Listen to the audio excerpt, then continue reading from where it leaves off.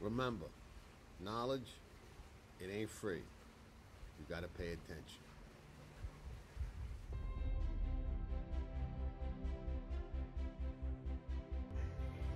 Are we done with the long shots? Not by a long shot. What about the ladies' turf sprint at Kentucky Play at Your Own Risk Downs? Number 3, AG Bullet.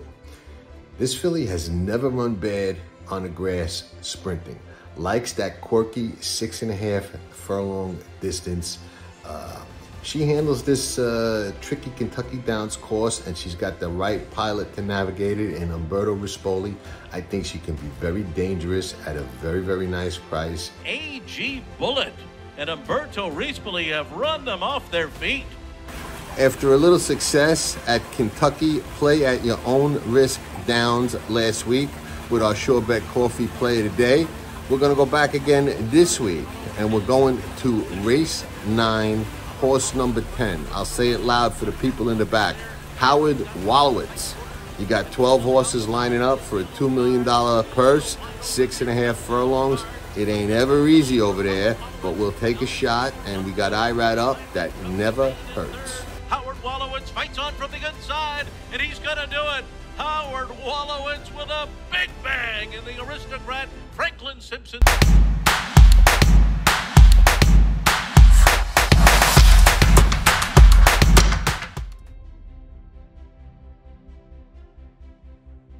You can call it what you want, but to me, it's still the big A and always will be, at least for as long as it's around.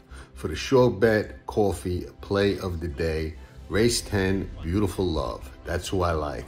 Showed a lot of promise before she came over here in both England and in Dubai. Race at Saratoga was okay, not the best. Picks up Dylan Davis, gets more distance. I think both of those things will be key factors in her improving and handling this field, which I think is a little softer than what she faced last time. So I'm looking for some improvement from Beautiful Love to get the win at Aqueduct for the Sure Bet Coffee Play of the Day.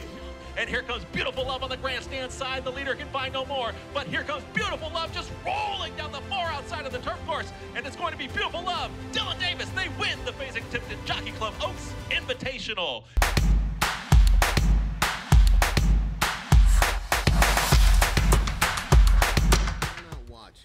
Past the Wire TV and a member of Tracking Trips. I got one question. Why? Why? And there's 4 miles to turn. You're watching Past the Wire TV.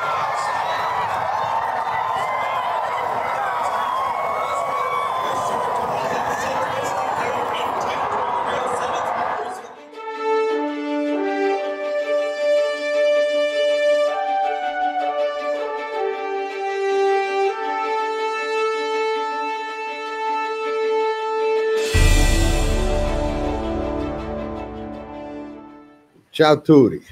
Welcome to another episode of Past the Wire TV and the very first, very early, premature, but it's never premature for this, Kentucky Derby radar show.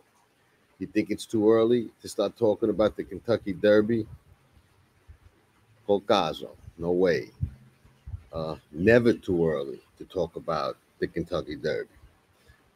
Never too early to talk about the Breeders' Cup. No, we're not going to pick who we like today.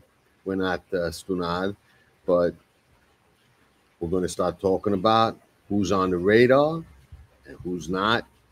And it's interesting to see as these shows progress and we go through the end of the year, into next year, into the spring, and into the first Saturday in May, see who made the list when, how long they stayed on it, who dropped off, who came late, and all that other nice stuff that's fun to check out and see. And, you know, it's always, you know, fun and a little self-rewarding to have the Derby winner on the radar nice and early as a horse that you have been watching.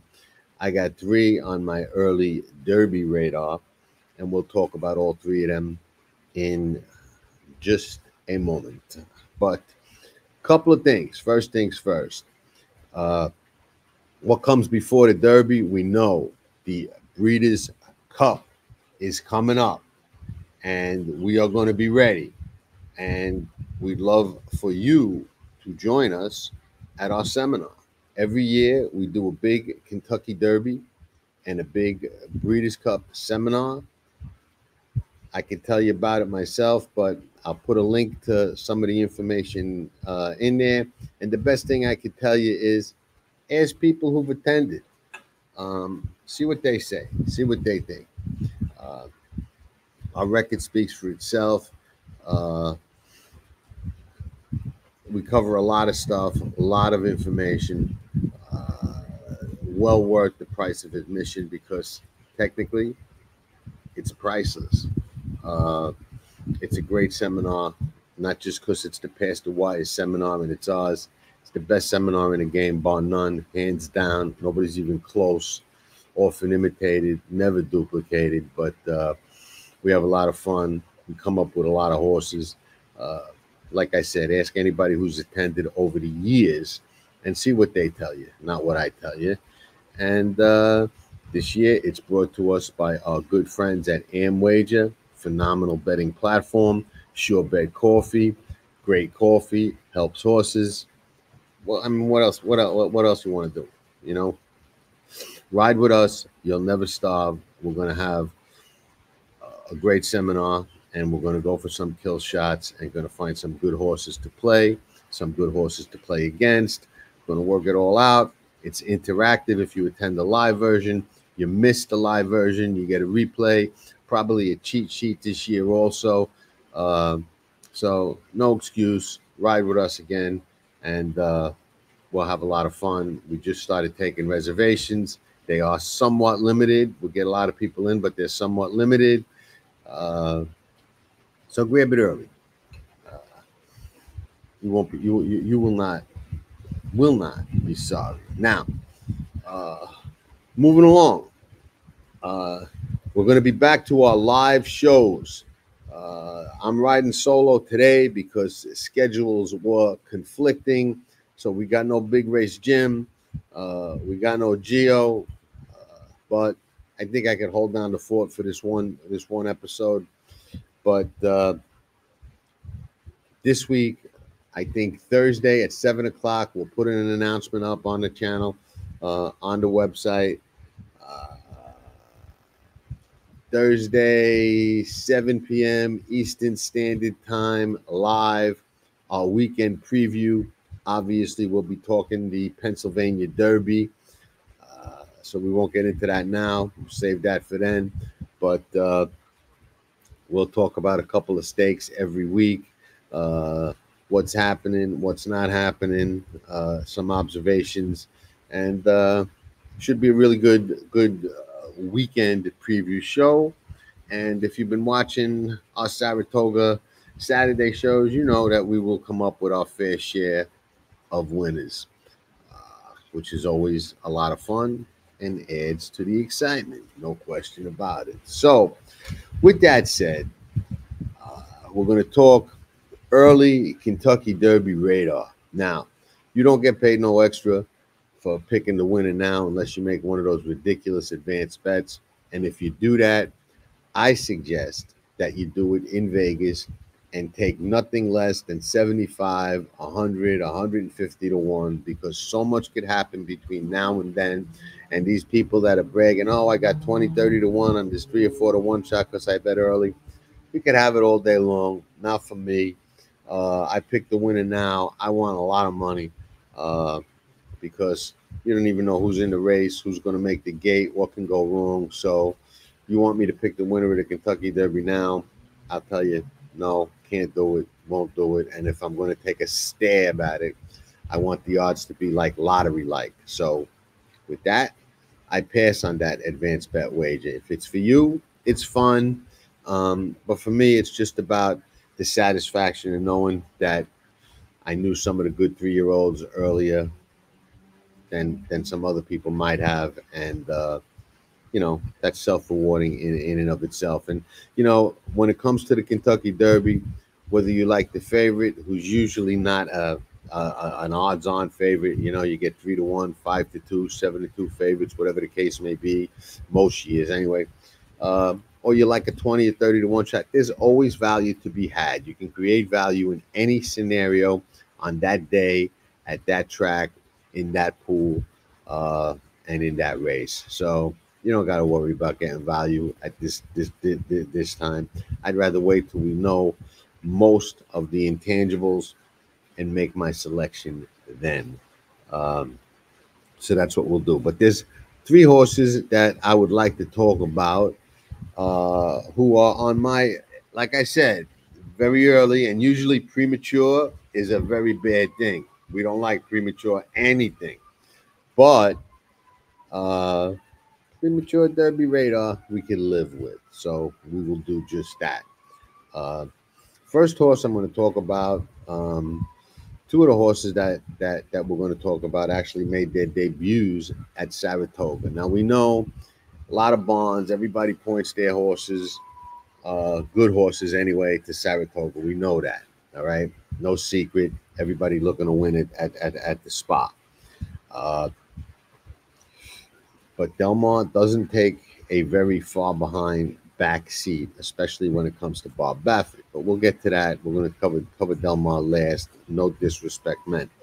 But 2 horses made their debuts at Saratoga. Actually 3. If you throw Ferocious in the mix, he was very impressive for Mage's connections, and Ramiro Restrepo comes up with another runner.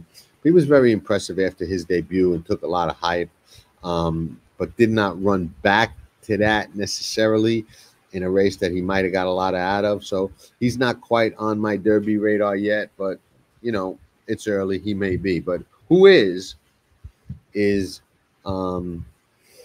Jonathan's Way.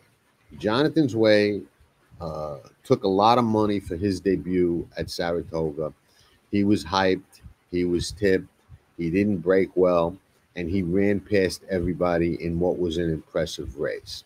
Now, he's the first horse to get 10 Kentucky Derby points for winning the Iroquois at Churchill Downs, which I think is key. I love horses that get a race over that track, and especially a win over that track. I think that his trainer, Phil Bauer, did a great job with him, had him ready for that debut at Saratoga. Everybody knew about it. The horse didn't break well, ran past everybody anyway. And a lot of people assumed he was just an off-the-pace sprinter, or an off-the-pace type of horse, and didn't really have speed. And we were going to see how he developed and how he went along and all of that stuff. But he fooled everybody, and he took all that money at Saratoga because there were people that knew that he had speed. And when he ran in the Iroquois, 1 turn mile at Saratoga, at Churchill Downs, stretching out, what did he do? Everybody thought, or a lot of people thought, he was going to come from off the pace. No, he broke and went to the lead under Joel Rosario and went all the way wire to wire, 1 turn flat mile at Churchill Downs over the very surface that they will run the Kentucky Derby over. Impressive race for a horse who is by Vacoma, who was an extremely fast horse.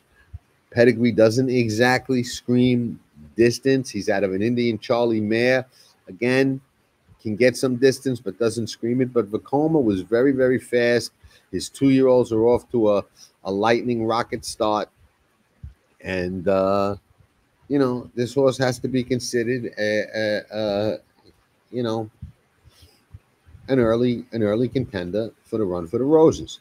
Are there some distance questions with him? Absolutely. But there's probably distance questions with all of them right now. So, you know, that'll sort itself out as things move along. But right now, we're looking for runners, and we're looking for runners who have some grit and ability to overcome adversity and some fight in them. I've done videos in the past talking about what I look for in a Derby horse. One of the things I look for is a horse that can fight and overcome some adversity, because you know on the first Saturday in May there's going to be adversity when you get 20 horses into that gate. and you got kind of a cavalry charge around that mile and a quarter. So you want to see that. You want to see that kind of you know talent in a racehorse even early on, because if they got it, it'll only develop more and get better. They ain't going to lose that. If they don't got it, they usually never get it. So keep that in mind. But Jonathan's Way looks like a serious horse. Might be the best 2-year-old. Might not. We'll see. They are going to take him to Del Mar and run him in the Breeders' Cup. Personally, I don't like to second guess trainers. We know I second guessed a lot of the moves that they made with Mage, and he went and won the Kentucky Derby. So what do I know? But a lot of Breeders' Cup juvenile winners are not Kentucky Derby winners. What are they, 2 so far? Out of how many? So I'm not a big stat guy, but when you crank them up that hard to win the Breeders' Cup Juvenile, it's hard to get them that cranked up again in May. It kind of takes away from the development process, I suspect. So if I was the guy calling the shots on Jonathan's Way, I would rest on my Iroquois laurels and my 10 Kentucky Derby points, and I would plot my 3-year-old career and forego that $2 million purse for the Breeders' Cup Juvenile, whatever it is, and kind of have my eye on the bigger prize next year. But Phil Bauer, has been under the radar for a while. He really shouldn't be. Last couple of years, people are starting to realize that this guy knows what to do with a horse, knows how to get him ready, knows how to win a race. Maybe it's a mistake to second guess him, but I would just play it differently with that horse if I was calling the shots, but I'm not. So we'll get to see him in the Breeders' Cup, and we'll see what he's all about going around 2 turns, and if he could be one of the few that overcome that bad statistic, weak statistic of Breeders' Cup juvenile winners not coming back and winning the Kentucky Derby. So next one is another one that broke his maiden at Saratoga, and is a horse that I had heard can run first time out. I was talking to a friend of mine the morning that he made his debut, and I said, listen, Chad's got a horse that I really like the way he's working and like everything that I'm seeing and hearing about him. He is a horse by the name of Chancer McPatrick. Interesting name. He's by McKinsey, who was very talented and could route. All right. I think McKinsey was a street scent. So there's no pedigree questions there. Out of a Bernardini mare. Now, Bernardini is more known for producing broodmares and a sire of good broodmares than he is as a sire himself. So, he's got the right kind of cross to be a runner, and both his races at Saratoga, maiden, come from off the pace, look beaten, inhaled horses down the stretch. Loved them in the Hopeful. And the Hopeful's another race that doesn't really produce Kentucky Derby winners the way that it used to be, and doesn't get the luster and prestige that it used to. But hey, Secretariat won it. The Hopeful is a great race. And Chancer McPatrick, I loved in the Hopeful, and he delivered, man. He looked like he was going to have his work cut out for him again. And, I got one question about him, and only one, and Chad Brown negates a lot of that. And we'll get to both of those in a second. But Chancer McPatrick was awesome in both his Saratoga starts. Now, for the pros and cons, both of those starts were around 1 turn. And it does look like, contrary to Jonathan's Way, who kind of fooled some people with whether or not he's speed or a closer, Chancer McPatrick looks like he's an off-the-pace sprinter type, and now we've got to see how he transfers that to routing. I do believe he'll route. He does shut down early in his races and relax, so that's a big plus, as is being trained by Chad Brown as to having him be able to duplicate that turn of foot and that off the pace rally in the stretch going around 2 turns, because often you see off the pace sprinters or horses that come off the pace going 1 turn, go 2 turns, and the average bear says, oh wow, he's just going to love the distance, look how he comes off the pace going 1 turn. Nothing could be further from the truth, and just categorically wrong.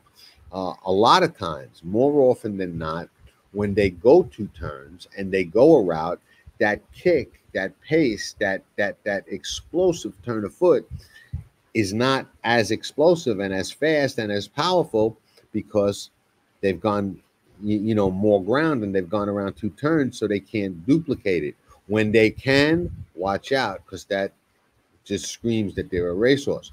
So Chance and McPatrick, I want to see him bring that turn of foot and that ability to pass horses and inhale them and run by them in the stretch to Del Mar and the Breeders' Cup, where Jonathan's Way, I didn't want to see it. I didn't want to see him run. Chance and McPatrick, I think, smart play. Either the Breeders' Cup, the Remsen, which he's taken that route before, Chad, the Remsen. So I'd like to see him get a race at 2, around 2 turns, where with Jonathan's Way, I would kind of just sit on my laurels right now. But that's just me. Every horse is an individual, and I treat them and analyze them that way as a student of the game and a handicapper and a bettor. Now, mind you, I ain't a trainer, and I ain't around these horses every day like these guys are, so hopefully they know better, but I still have my own opinion and go by my own opinion, and that's that. So very curious to see Chance and McPatrick go around 2 turns. And you gotta realize this. Chad Brown is as good as anybody in this game has ever been at bringing a horse and pointing a horse to a big race. And Zandon did not win the Kentucky Derby, but he produced his best race on the first Saturday in May. Sierra Leone didn't win the Kentucky Derby, but he absolutely produced his best race on the first Saturday in May. So Chad Brown and the horses that he kept out of the Derby, like Early Voting and Cloud Computing, produced their best races in the Preakness when he went for those races. So he's as good as anybody at bringing a horse to a race and getting a horse ready. And I believe that there's at least one, maybe more Kentucky Derbies with his name on it.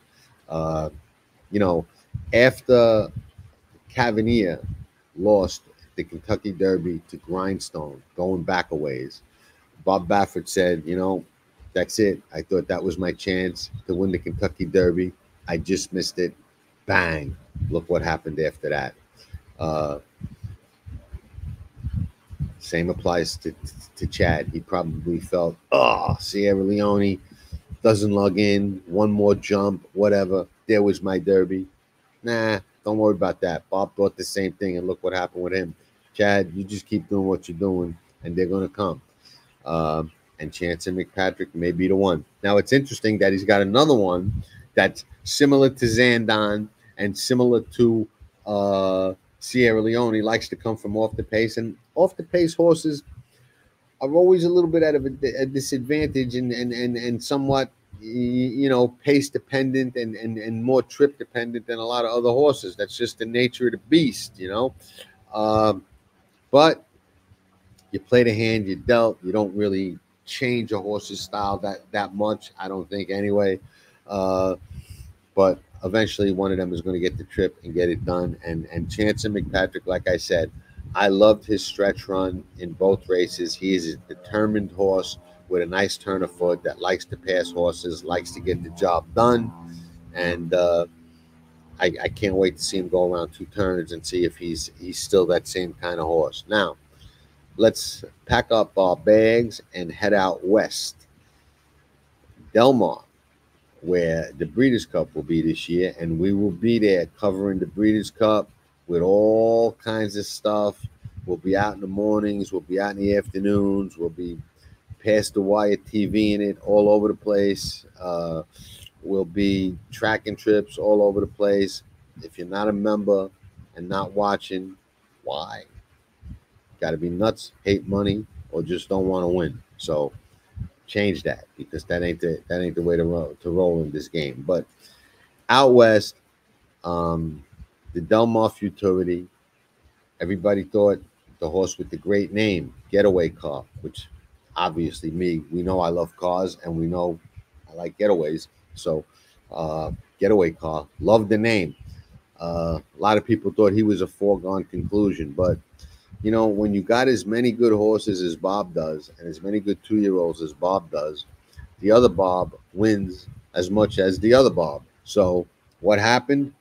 Gaming, who's by Game Winner, another Bob Baffert trained horse who actually won the Breeders' Cup, uh,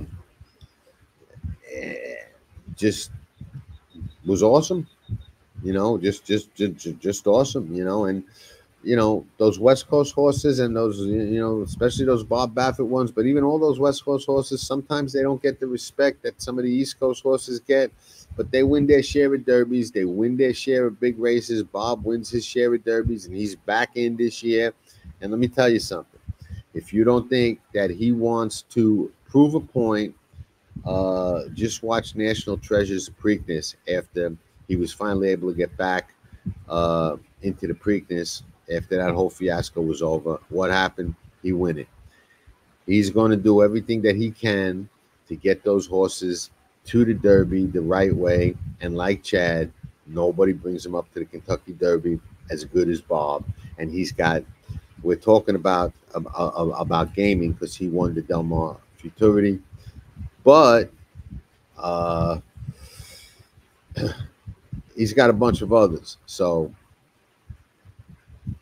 we'll put gaming on the Derby radar now with an asterisk that Bob's got a few players to be named later that are probably going to wind up on the Kentucky Derby radar as well. And I won't be surprised to see him in the race this year with maybe 2 horses, maybe even 3.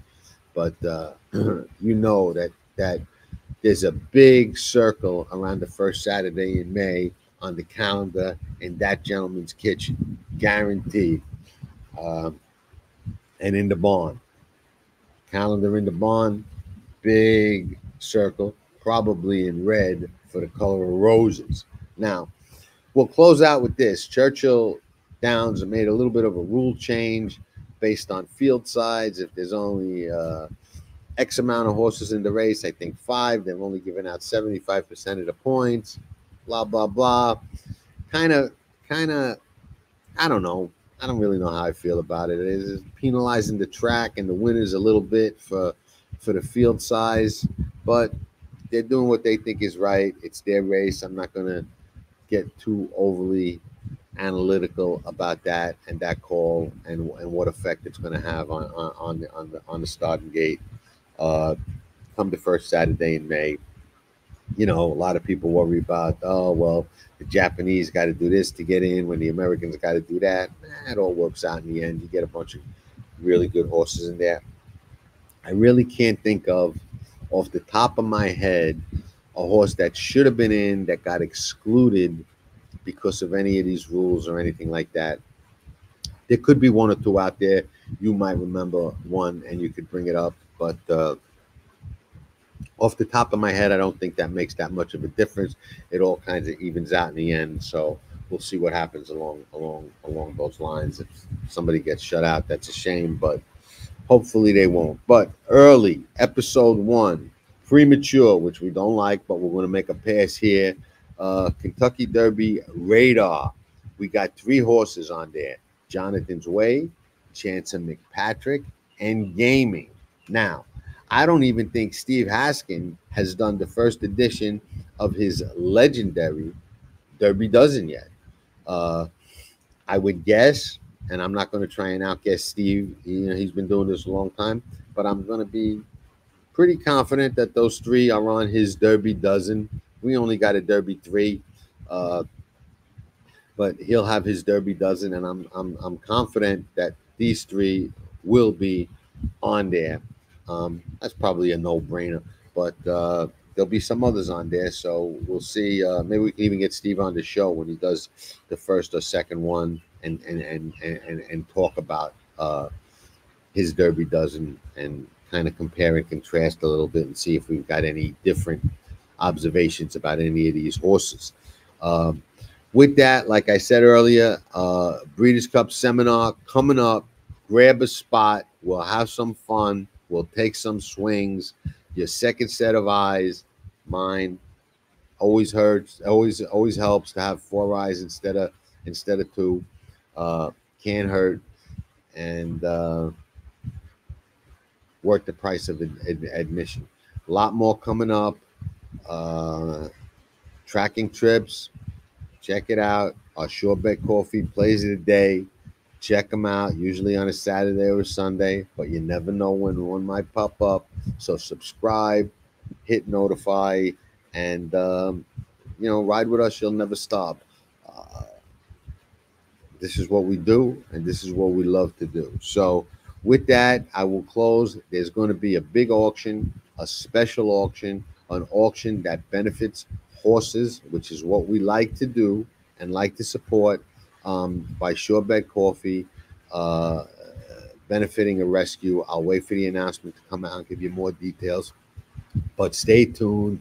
Watch for the announcement from Sure Bet Coffee. Watch for the announcement from us. It's going to happen. Going to be some cool stuff that they're auctioning off. I think I'm donating some Secretariat posters signed by Penny Tweedy for them to auction off, which is pretty cool. I should have set up a screen share for that. Maybe I'll do that on the Thursday night preview show. So stay tuned for that. You're going to want one of these pictures, and this is how you can get one if you're a Secretariat fan. Signed by Penny Tweedy. Not many of them around, but it's an honor system thing. That's how I obtained it. And the couple of them that are in existence, I think I got them all, was through a friend of mine who had a deal with Penny Tweedy at the time that fell apart. She wound up with the posters, gave them to me to make sure that they go to good use. And this is about as good use as I think you can get, because helping horses is what we are all about at the end of the day, because they give so much to us. We could never give back to them what they give to us. Remember that. So, grazie everybody for tuning in. Hit the like button, leave a comment. It helps with those YouTube algorithms when you do that, and you guys and gals have been great with that. We got some more hats. If you want a hat, leave a very good comment that gets our attention in the comments. You may get one. We got a few more hats, so we ain't selling them because nobody could afford them. They're $3,000 a piece, these hats. Who's going to pay $3,000 for a cap? Nobody. You want it, you got to get it as a gift or win it. So that's how you do it. You want to get our attention, leave a good comment or share the video with a nice comment and tag us. And hey, you never know. You may just get yourself one of the hottest hats in the sport of horse racing, or any other sport for that matter. So with that, ciao for now.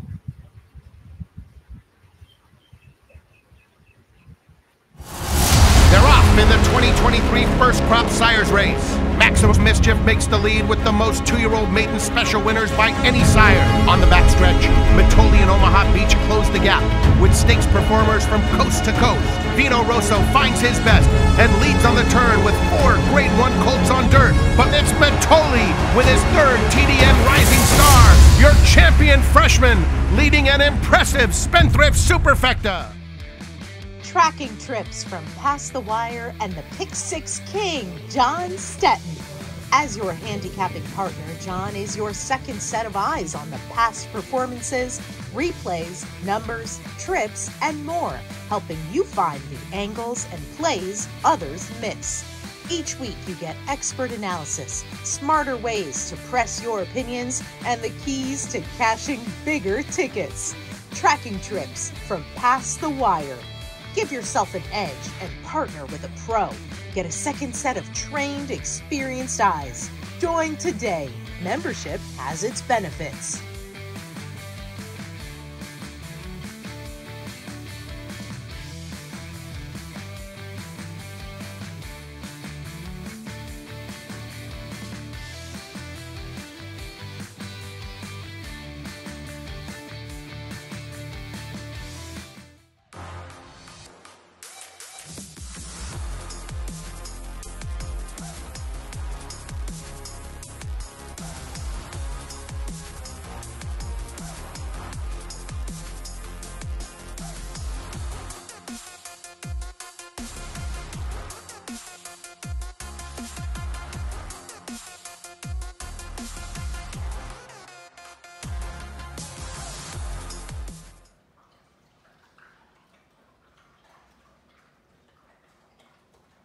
Nobody does it better.